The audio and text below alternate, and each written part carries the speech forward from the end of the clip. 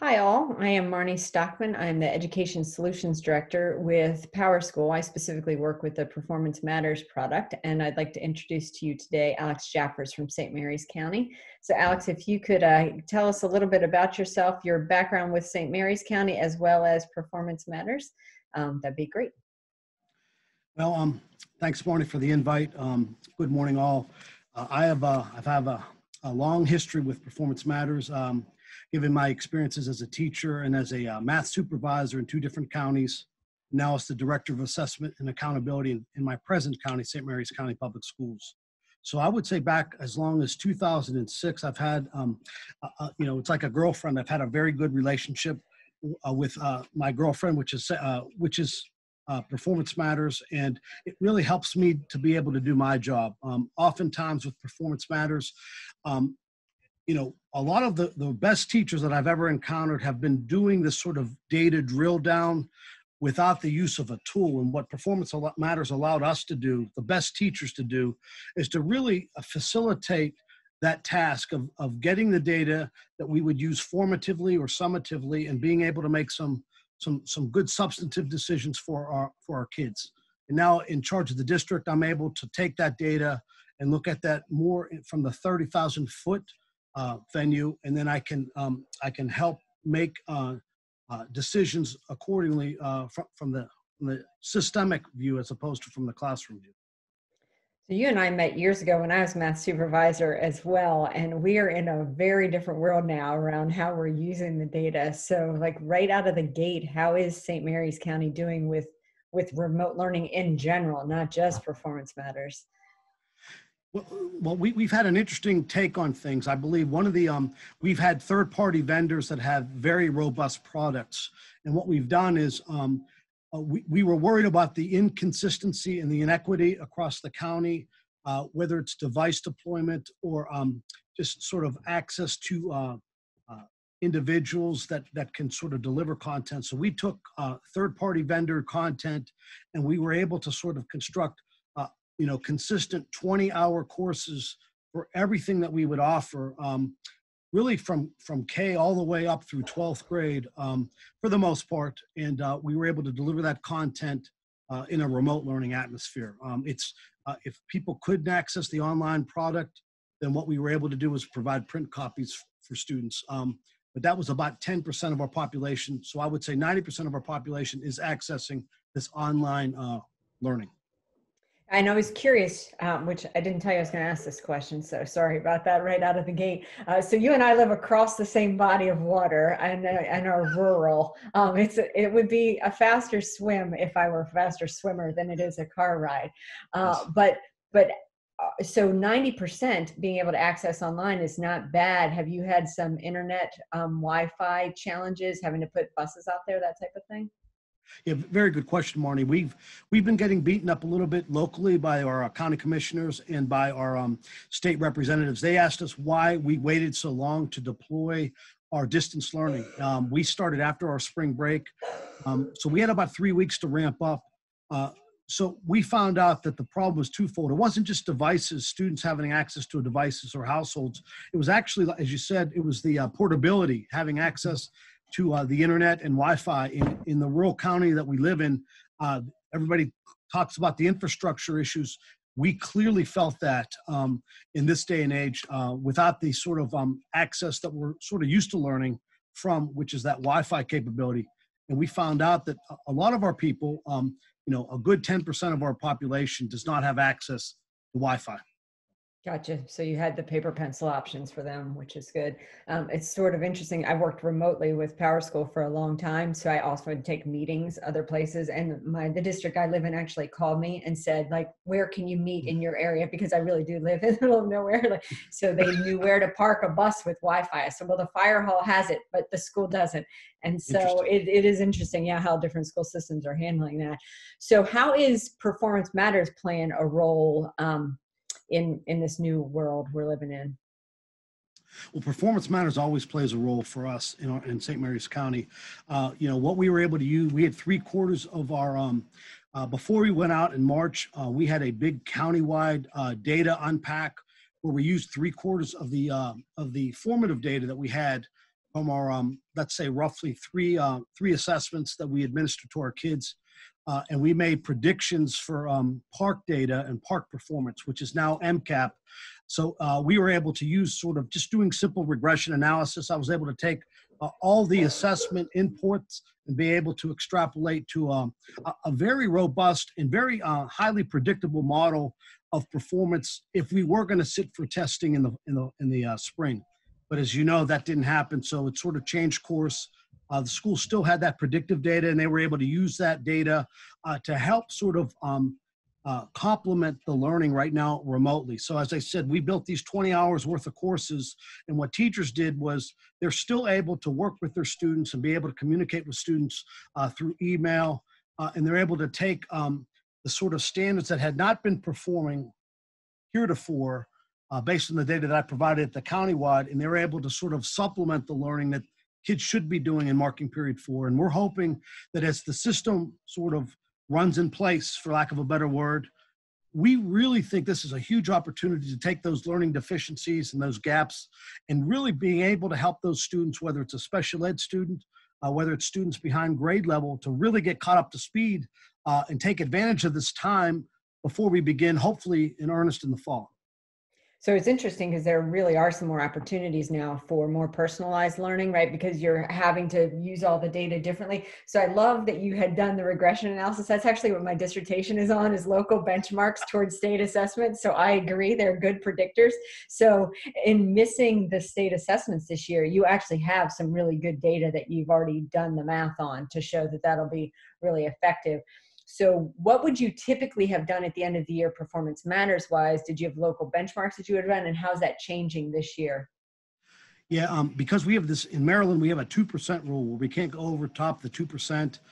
We would have not been able to administer. There's really nothing end of year we missed for the most part. We were just waiting for the park or MCAP results. Yep.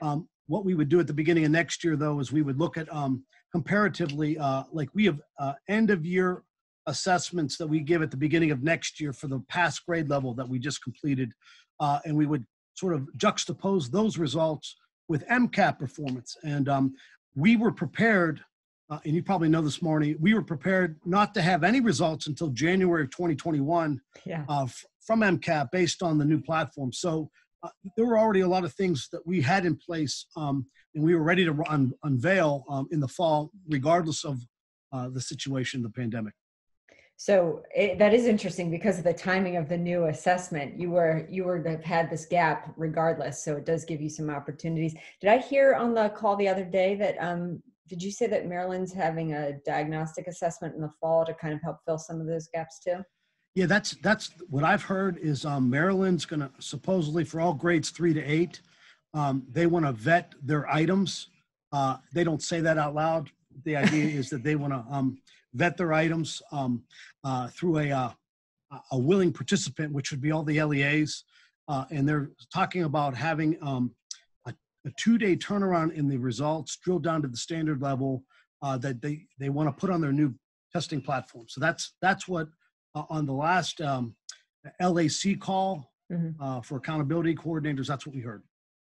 So having that data with the data you already have in baseball card will really help you sort of start focusing on those learning gaps, because you and I were talking about that a bit. Talk about sort of the approach you're going to take in the fall with testing and addressing learning gaps that we know have happened this spring.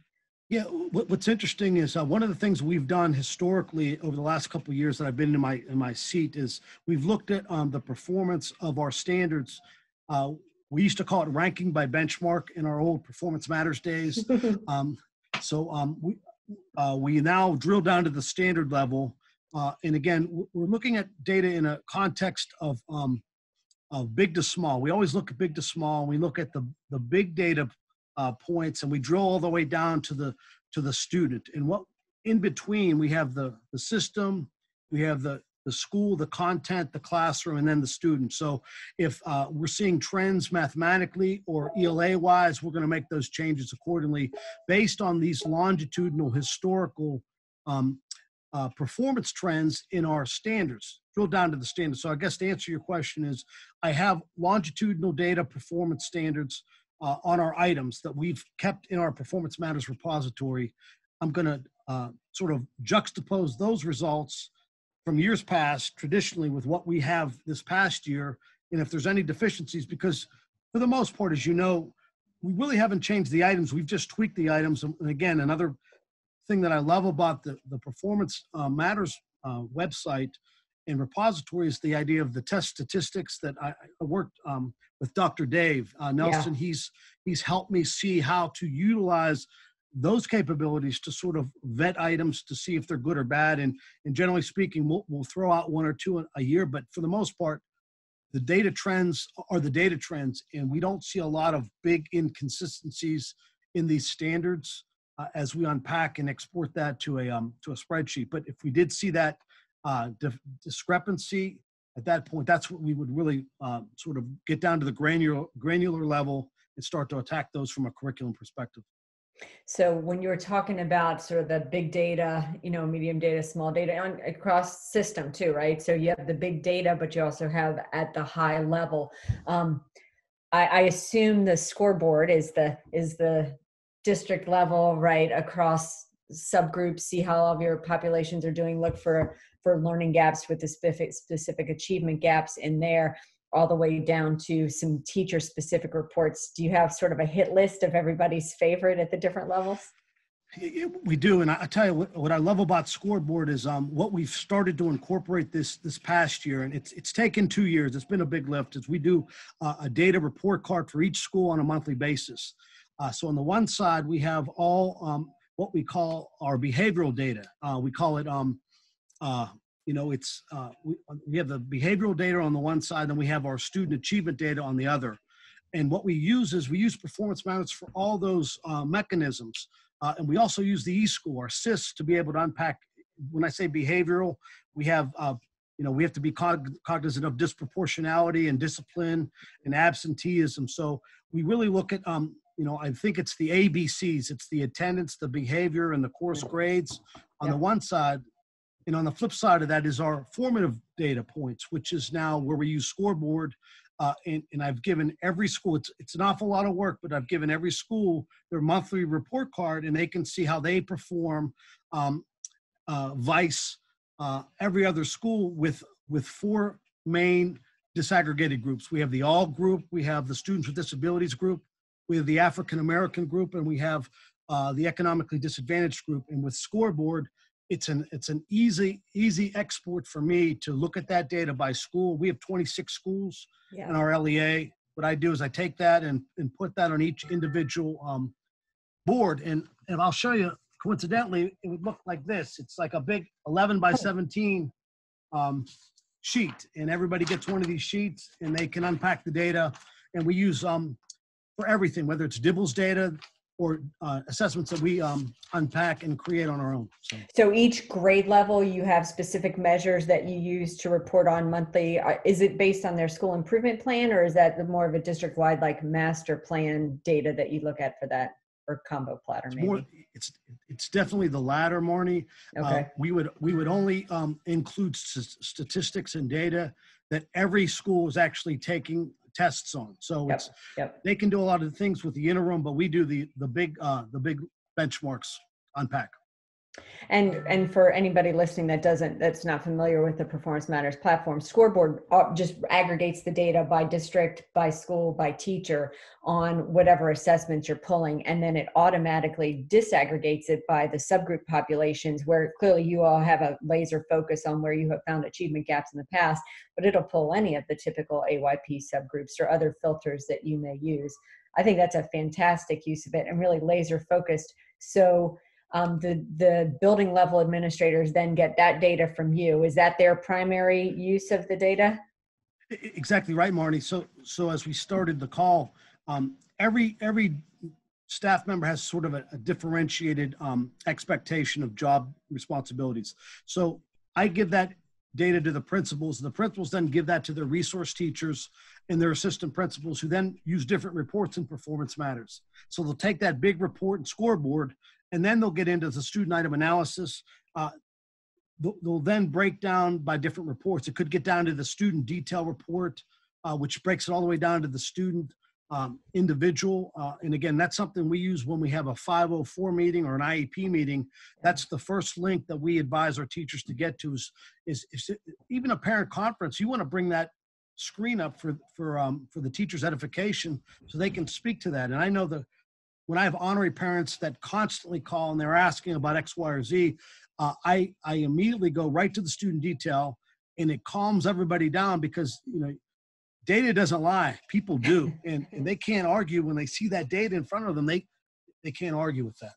So I like to say, so Scoreboard has I'll say the sister report baseball card, same thing where Scoreboard listed aggregated view, baseball card starts with individual student review. So I always like to talk about baseball card as having all results for all students in one place. It's a huge filing cabinet that thankfully doesn't take an entire guidance counselor's office to do, right? It's housed in the cloud. And then student detail is the other end of that. That's one student, everything for a single student. And then you and I talked before about student item analysis, which is on a single assessment, all the data. I'm sure teachers use that to really drill in to get to that item analysis you were talking about earlier. Absolutely. And you said it perfectly, Marna. We start with the scoreboard. The baseball card really sort of bridges the gaps between, and sort of, it just connects the big learning all the way down to the student level. And then from that, it sort of segues into student detail. And then another big report we're using lately is the RTI. We've gotten all our special ed to import all of the intervention data. So that sort of gives everybody, we don't have to keep starting over every year with these long Excel sheets that normally, plague a lot of special ed departments. We import all that data and everything's at our fingertips, and we don't have to go to multiple platforms to get the data. It's all here at our fingertips. Yeah, that one-stop shopping is huge, right? Like you said, it used to be on like the pink, I remember the pink cards and the blue cards, right? So you had to go hunt down this card from the guidance office and this card from the secretary to get attendance. And so it is, I agree, the integrated piece to have all of those parts in one place, especially this fall, right? When teachers are going to have to look deeper into places where before they had the luxury of not having to, because it sort of came with a consistent message. This fall, I don't think any of that's going to be consistent from what they're used to. So being able to pull from, like you said, RTI, which keeps the longitudinal data on a student, and what interventions have worked and haven't worked, I think that's huge. So you mentioned, I like that you pulled in the behavioral with the ABCs, the attendance, behavior, and course failures.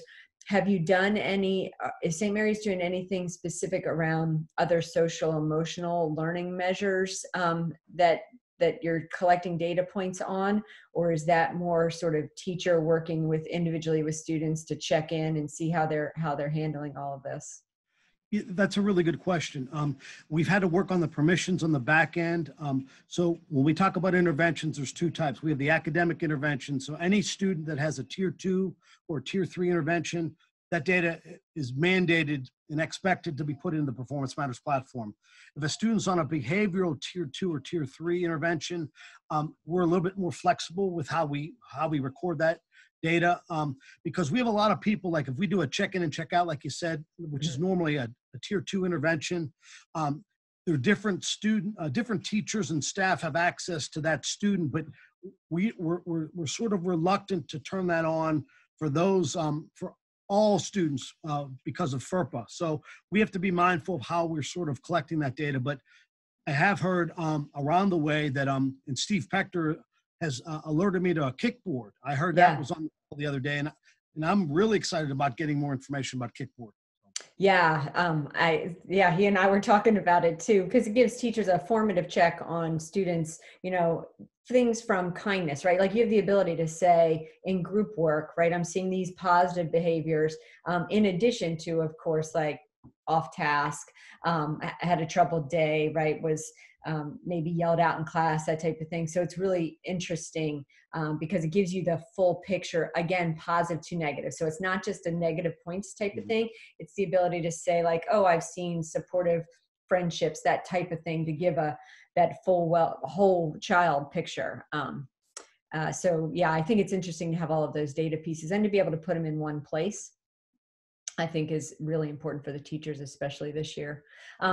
So any other creative ideas or ways St. Mary's is using? You guys use a lot. You use it a lot of different ways. Any other creative ideas that are out there for parents or teachers or students at this point? Well, I think it's untapped. I think every day there's always an additional iteration or thought that comes through my mind, and I work closely with our content supervisors, and I was able to get upper level leadership like our superintendent and our deputy superintendent to really lock into this. We also are starting to go down this path of getting the psychologists more on board, the counselors more on board, and getting, as you said, the behavioral side. We've looped in the special ed group, and I think it's just a matter of time of integrating across all departments the power of what Performance Matters can do, in addition to the entire PowerSchool wheel that we're excited to be part of. We're excited to go down this path to access and to have all these disposable data points at our fingertips through the use of whether it be an app switcher or something of that nature.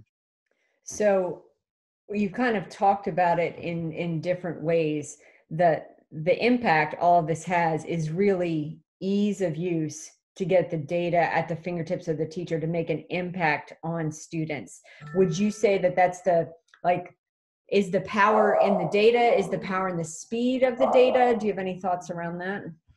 Yeah, I think it's both, Marnie. I think oftentimes one thing that plagued me as a teacher is actually getting to the grading. Like I had a great test, but I never actually, it took me a while to get to the grading because it took me so long and so much energy to write a good test. So now what we have is we have a situation where the platform is viable for us to create assessments and also to unpack the tests and unpack the assessments. And that's what I've noticed here over the years, in my 25 years in education. We've missed that ability to unpack the data. We've always had good tests. We always had teachers that could write a good assessment.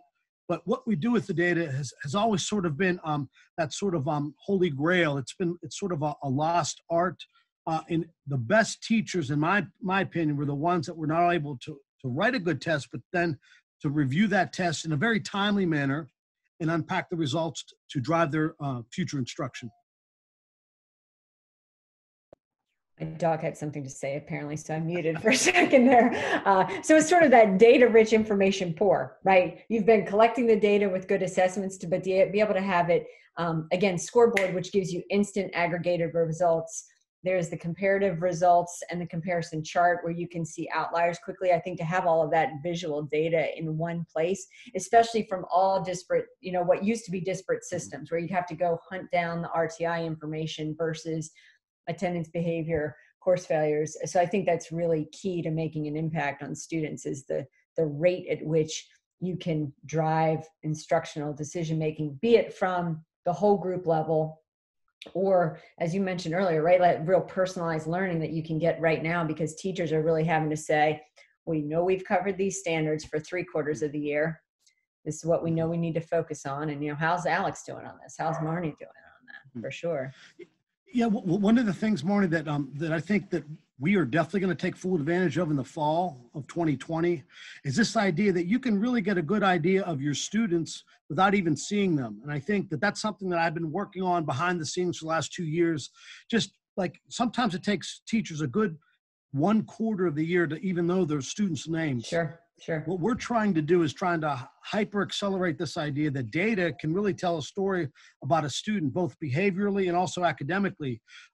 So they can look at their grade profile, and it's easily accessible in Performance Matters. We can clearly see their grades, and not just the grades, because as we know, the A sometimes is a subjective measure, but Sure. we can see the sort of the data performance behind that A, which is all embedded in the Performance Matters platform. So. I know one of our neighboring districts used to spend the first 6 weeks of school collecting data and then would use the next 6 weeks of school going and doing home visits for the neediest of students. Now, because they have Performance Matters, right, they do that in the first 60 seconds of August when they have the data rolled over into the new year. And then they're 6 weeks ahead, right? They get to do all those home visits before school even started. So I think you're right. Having that actionable data in the hands as fast as possible is huge for making a difference for kids. in pandemic times or not, right? Like, I mean, Yes. St. Mary's has been focused on the data for a long time. And I think it's interesting how a lot of your work, while some of your work has changed, a lot of your work has not changed because you've always been focused on data, and you're having to use it a little bit differently because the times are different. But teachers already know we really need to get to each kid, what their needs are, and address those needs. So I think that's fantastic. Are there any other things that you're thinking about that you'd like to share before we wrap up? I think the other thing is just we want to take full advantage of the remote learning aspect. I think what Performance Matters, and this is what our next foray, is to really look at administering more assessments virtually.